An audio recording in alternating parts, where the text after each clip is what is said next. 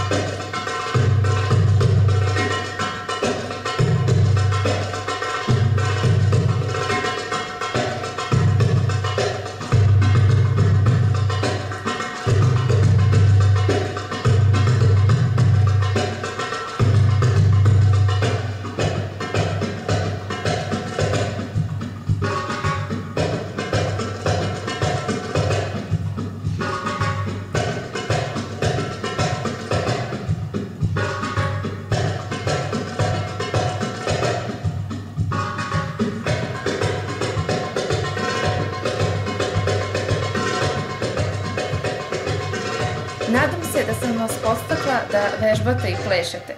Ako imate bilo kakva pitanja, postavite ih dole u komentarima. Vidimo se sledeći put. Ćao!